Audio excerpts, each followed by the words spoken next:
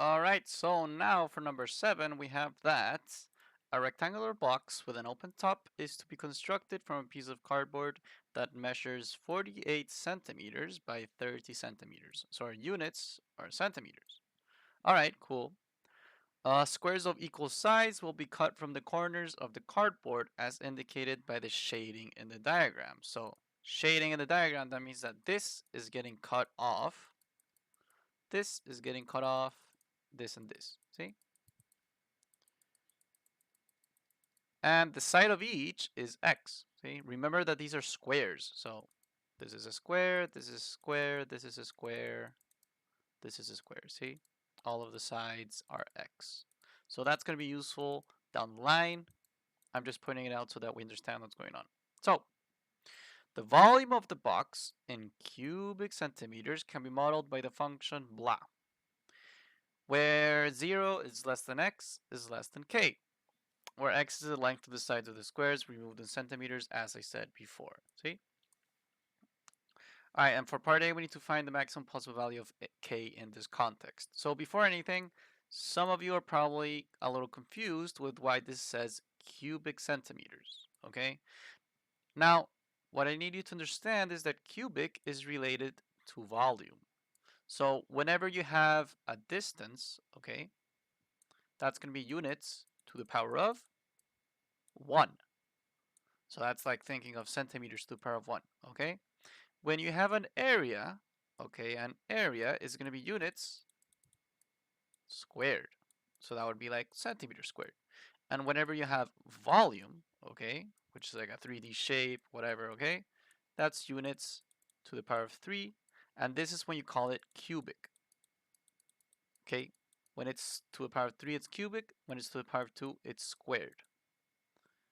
When it's to the power of 1, it's distance. When it's squared, it's area. When it's cubed, it's volume, okay? Which should be centimeters to the power of 3. All right, so that's just a little bit of a context in case the word cubic scares you. Now, maybe it scares you a little less. So for part A, we need to write down the maximum possible value of k in this context. Now, a lot of times people freak out with these kind of exercises. They don't know where to start, and what I push you guys to do is to really try to explore the intuition of the problem, okay? Why would there be a maximum value for x? Because what k is doing is that it's limiting x with how big it can be. So why should there be a limit to x? In fact, what is x? X is the length of the side of the squares removed in centimeters. So if x has a limit, being k, if x cannot be bigger than k, then there's a certain moment in my process where I cannot remove like more squares of the cardboard. All right, I know some of you might be thinking like, okay, where the hell are you going with this? The idea is the following. So let's make x a little bit bigger. See, let's imagine that x is just, I don't know, 2 centimeters bigger, okay? So now we're calling this x, all right? If this is x now, that means x also goes all the way over here. This is still legal, right? It's still legal because on every one of my squares, it's now a little bit bigger, see? And actually, now that I think about it, because it's a square, it would actually look like this, see? So if I make x bigger in that way, now the squares that I'm removing are this, see? Now, if I keep making x bigger, eventually you're going to notice that I'm going to run out of space. See, what if I make it this big? Well, now I have no more cardboard to cut out. See? And the problem happens because if I make it bigger than this orange square, for example, if I make it this green square here, now suddenly, if I cut this out, okay, if I'm calling that x, then that means that if I call this x, just give me a moment, if I call this x this big, okay? So that means x would go all the way here, x would go all the way here. If I make it this big, then on the other side, I can't cut it on the same like amount, you see? In fact, if I cut it once on the light green, on the dark green, I have all this space that I'm missing. So basically, there is a sort of gap of how big I can cut one of my squares, see? And how can I identify how big that number should be? Well, look at your sides, see? So it's a rectangle, right? And up top, I have the side of 48. And on this length over here, I have the side of 30. And so my limit is definitely going to be near the 30. And so the maximum squares that I can cut out are some that cut down right down the line like this. See? And an x value that cuts down the line like that, all right, means that this 30 is actually getting split into 2. Ah, 30 divided by 2 gives me 15.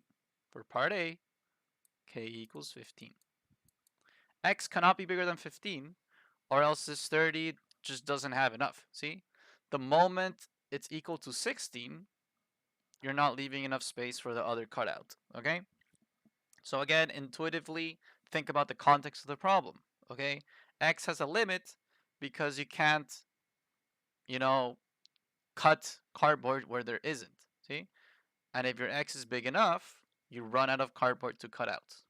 Where's the limit? You look at the smaller side, which in this case is 30, divided by 2 because you're cutting it in 2. So yeah, k equals 15. That is for part A. For part B, we need to find the value of x that maximizes the volume of the box.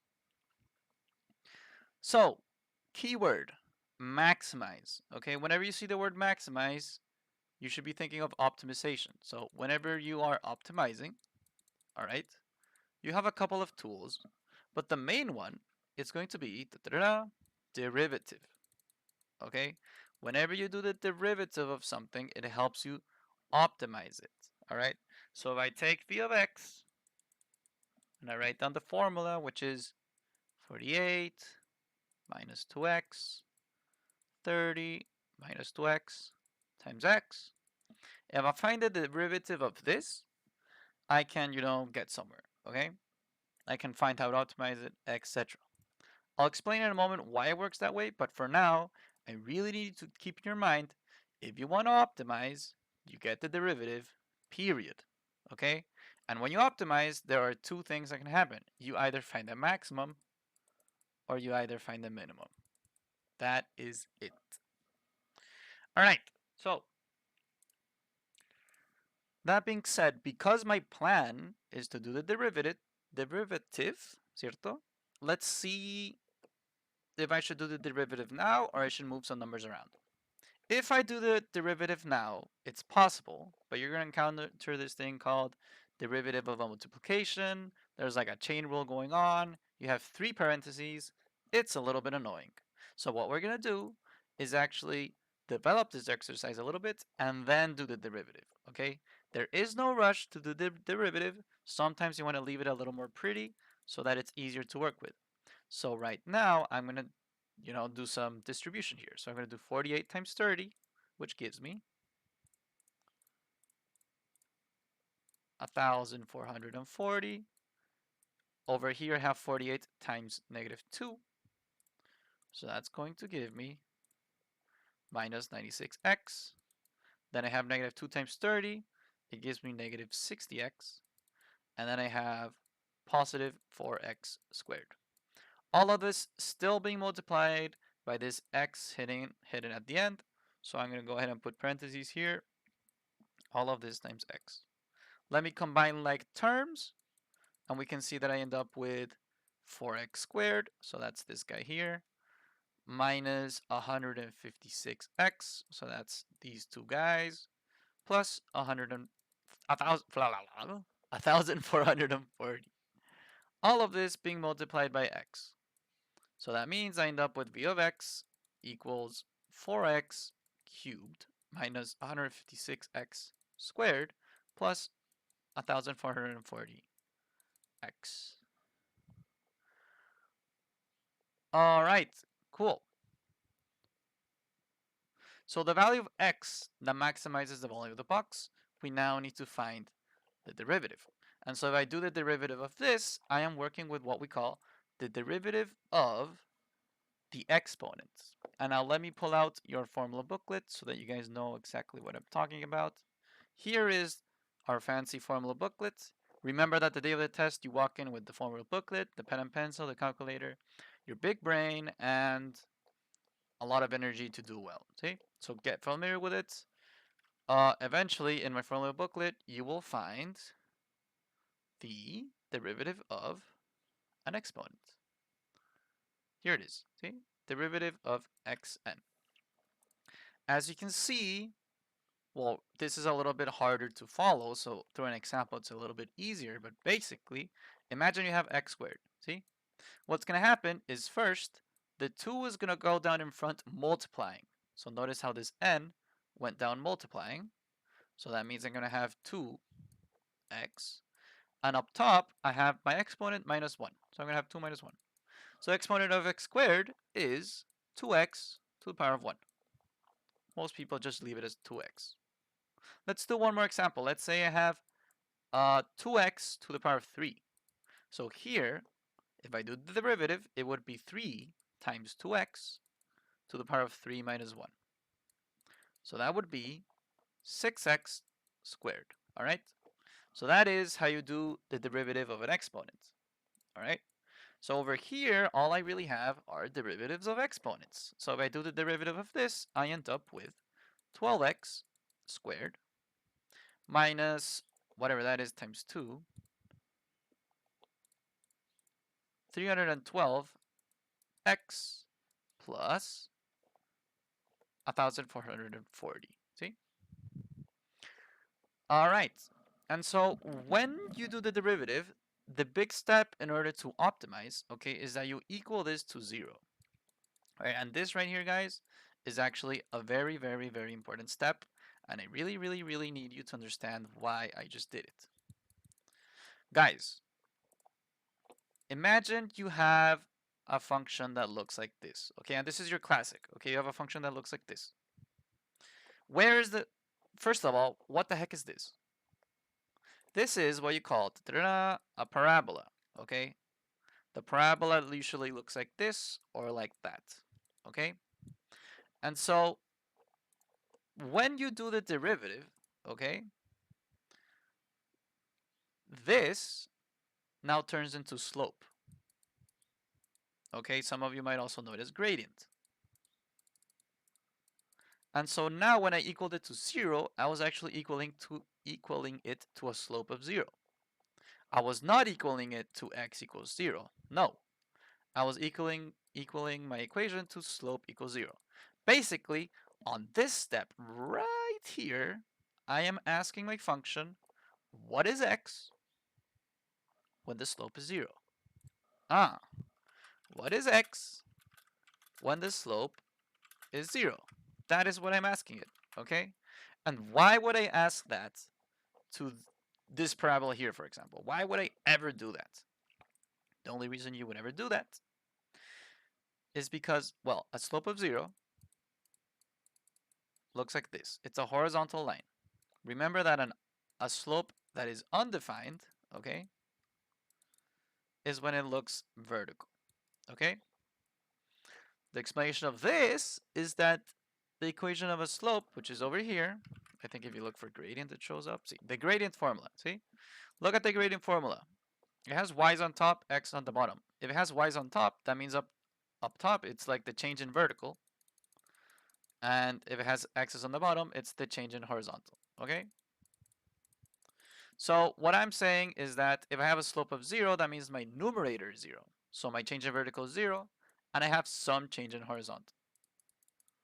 If my change in vertical is 0, but I have a lot of change in horizontal, then I have something like this.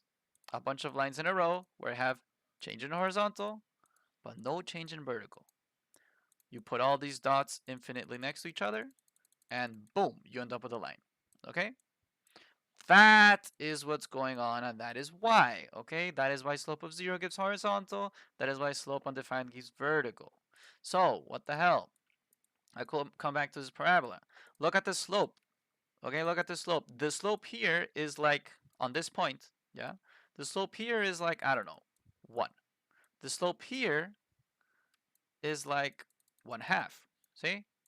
Well, what is the slope on the maximum? The slope on the maximum, ladies and gentlemen, is okay, that was a horrible line, but on the maximum, it's a slope of 0. Okay, and that is something very important that you need to keep in mind. When slope is equal to 0, equal to where's my equal sign? When the slope is equal to 0, we have a maximum. Okay? And this parabola is an excellent example of that. See? That is why I equal to 0 up here, because I'm trying to find a maximum. Okay? Something else you guys need to keep in mind is that my equation can look like many different things. Okay? I could have an equation that looks something like that. Okay? Here, if I equal it to 0, I'm going to find 3 points. This one, and this one. Okay? I would have 3 maximums. Alright?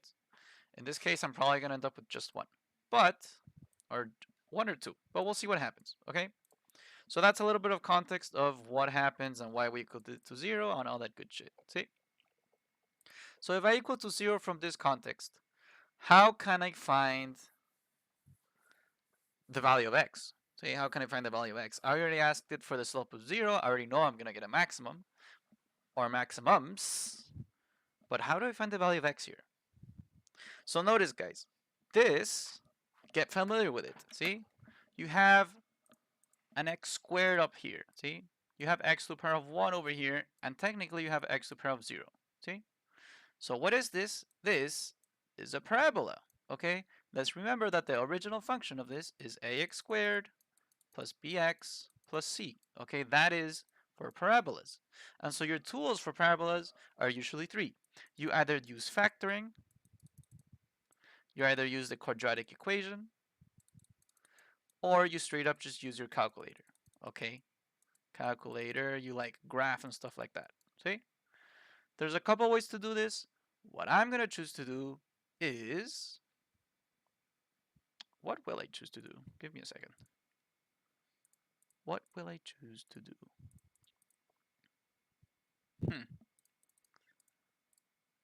Can I divide this by 12? Yes, I can.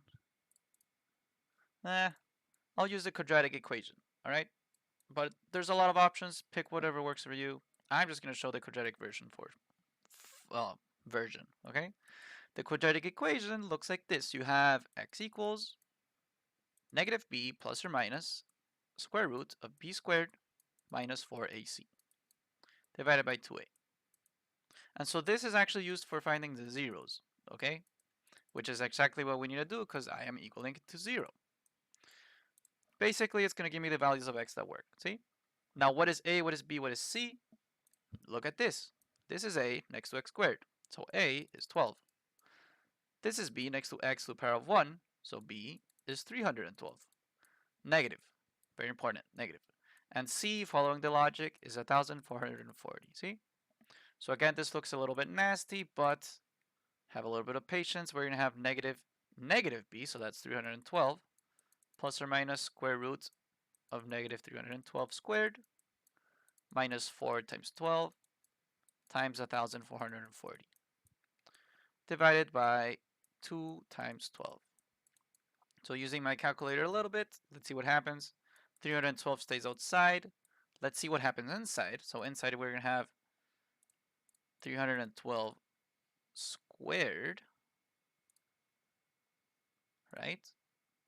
Minus 4 times 12 times 1440. So that gives me this, which is probably wrong because it's negative. So that means what I did wrong was over here, good thing I noticed, I needed to put negative 312 and the squared right outside. See? So my bad there, guys, but hey, happens to anyone. Good thing I saw it.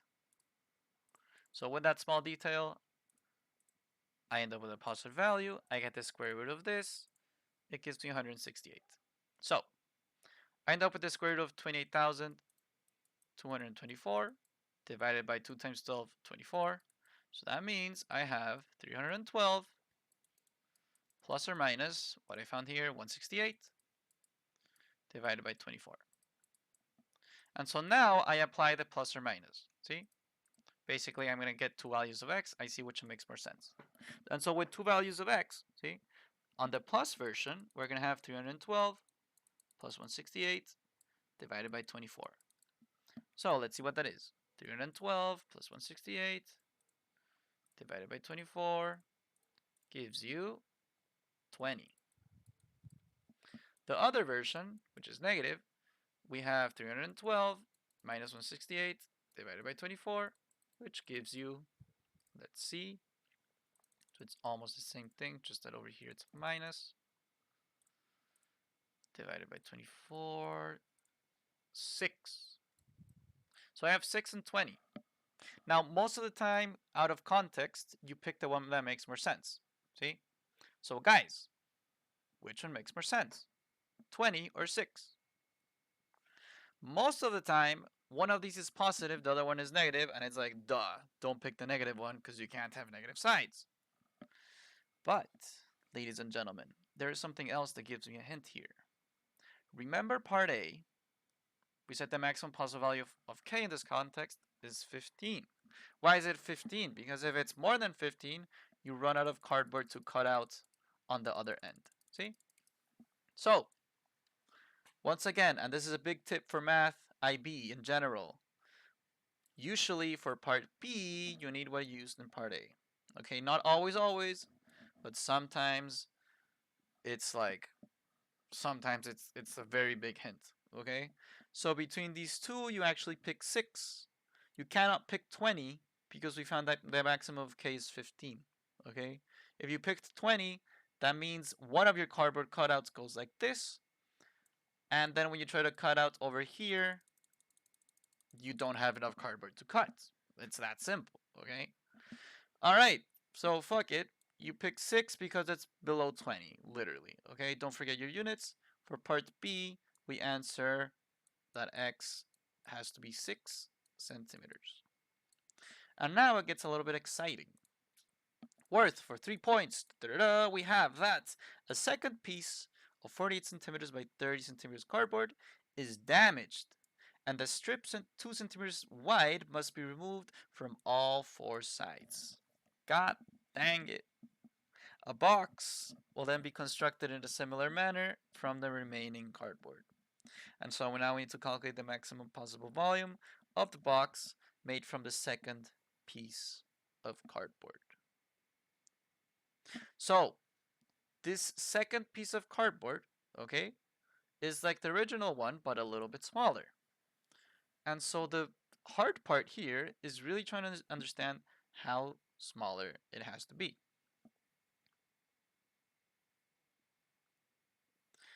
So notice how it says a strip of 2 centimeters wide. See? So and this is the hard part, okay? Because really understanding what it's saying is probably the biggest challenge here, okay?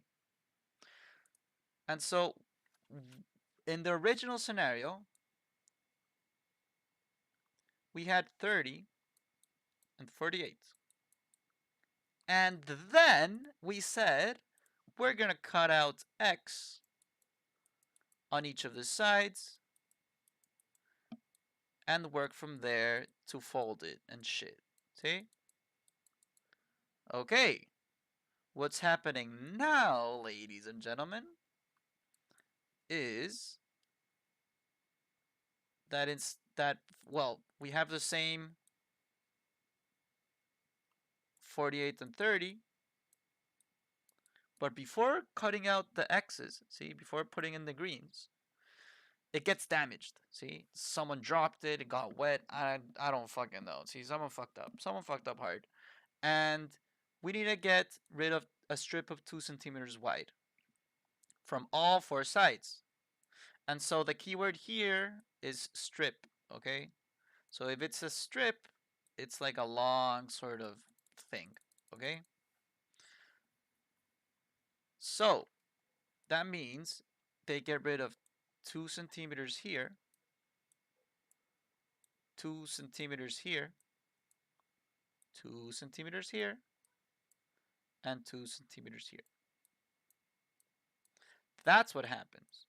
So now you are getting rid of, well, 2 centimeters from this 30, 2 centimeters from this 30. That means that your new rectangle is going to be a little bit smaller, okay? And you're going to have, well, 30 minus 4. I mean, 30 minus 2 minus 2, just so that we understand. So it's this one and this one. Gives you that 26.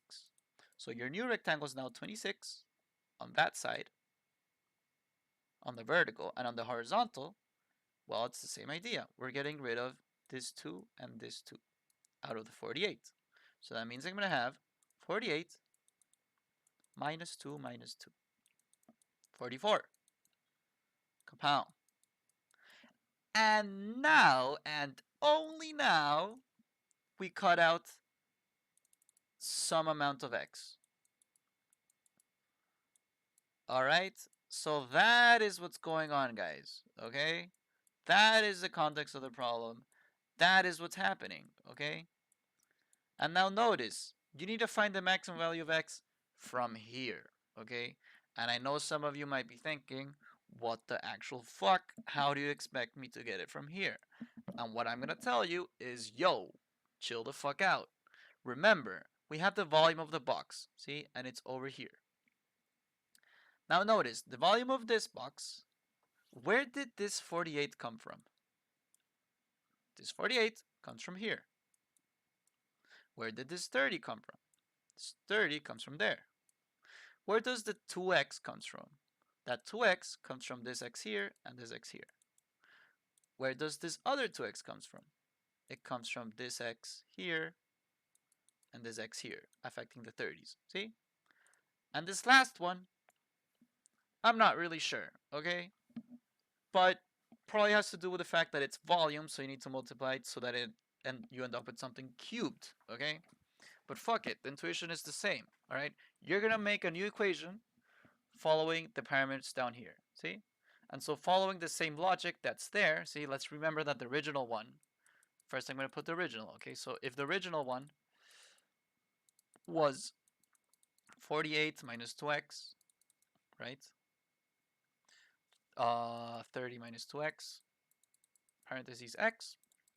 That means the new one, with the new sides that I'm picking here, okay, it's going to have to be, well, the new v of x is 44 minus 2x, 26 minus 2x times x. And so now we need to find the maximum of this. Right, and with that, you're good to solve everything that's coming your way, okay? So the rest of the video is really, or this part of the video, depending if you're seeing the video of the whole test or just one by one. What's coming next is the same process as part B, just that with different values. See, if originally we started with this and try to maximize it, I mean, sorry, fine, yeah. If we start with this and try to maximize it, now we're starting with this and trying to maximize it. See, but the process is the same. You're gonna see that again. I'm gonna choose the quadratic equation, and my A's and B's and C's are gonna change, but the concept, the intuition is the same. You're still going for slope of 0. It's the same fucking process. Okay, the hardest part is understanding that you end up with these sides, 44 and 26, and that then you find how much x you get rid of. Okay, again, this is a very much of a language thing. Really gotta reread it a couple times until it enters your brain. See? And I think it's a little bit shitty, but it happens, that if you don't know that the word strip makes a reference to something long like this, it's a little bit hard to follow. See? Some people might assume that they're getting rid of another square. Nah, dude, you're getting rid of a strip. Okay, you're getting rid of a whole sort of like long section. Okay. So, anyways, let's keep going. See? So now with the new one, I need to find the derivative of that. See? So let me make a little bit of space. Let me erase here so that I have more working area. But as I said, the process is the same. So because I need to maximize, I need to find the derivative. And so let's make this a little bit more nice to look at. See, so first of all, 44 times 26. Okay, so I end up with v of x equals 1,144. 44 times negative 2x gives me negative 88x. And negative 2x times 26 is going to give me negative, brain fart, I think it's 52. It is 52, 52x. And negative 4x squared. See? All of this being multiplied by x. So we'll see how that rolls out. So I end up with negative, oh, this is not negative 4x squared. This is positive 4x squared. My bad. My bad, I missed that. Negative times negative.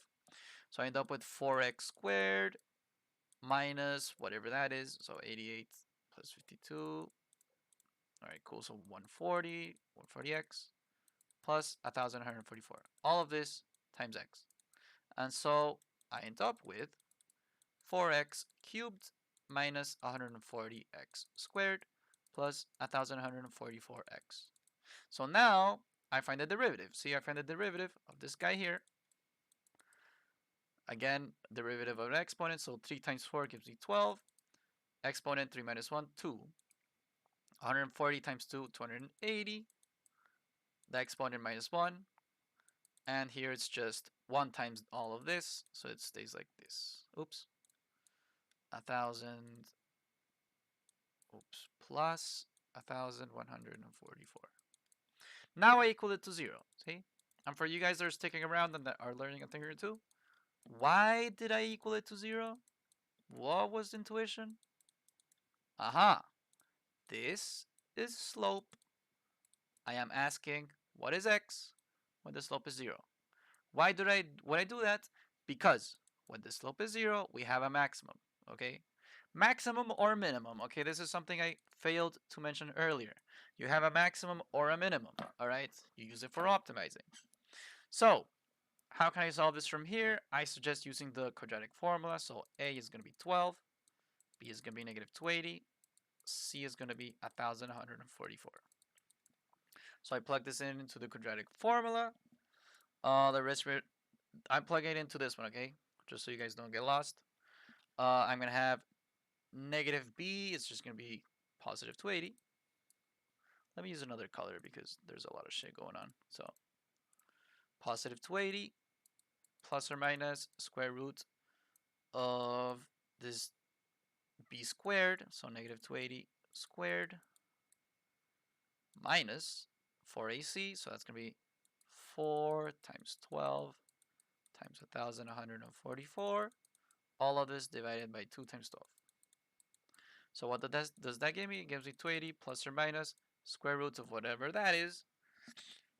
So it's going to be negative 280. I put the squared outside. Very important. Committed that mistake earlier. Live and learn just like anyone else.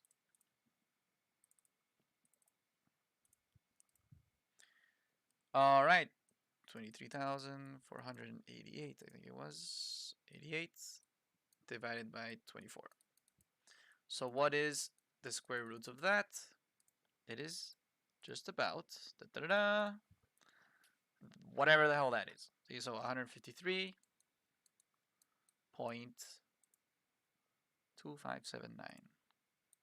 2579. Let's put the whole thing. 5. Okay? Divided by 24. So I'm going to go into directions. See?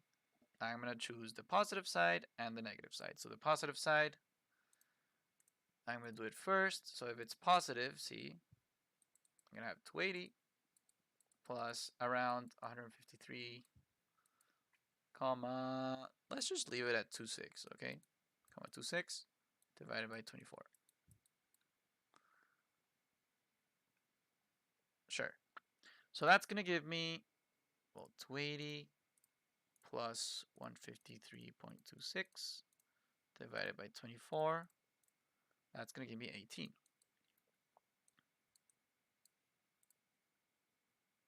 18,05. Sure, I don't care.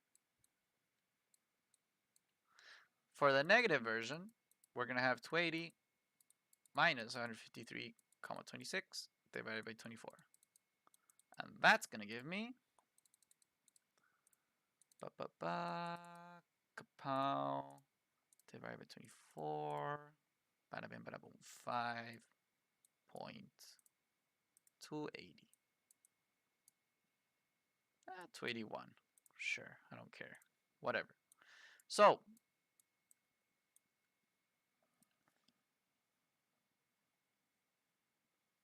now I need to see.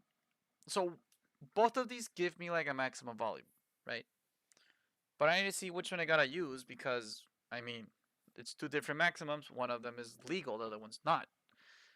How can I tell which one's legal? So, using the same logic as before, where this 30, I cut it in two and said, okay, how big can the squares be, right? And I ended up with k equals 15. Well, I follow the same logic.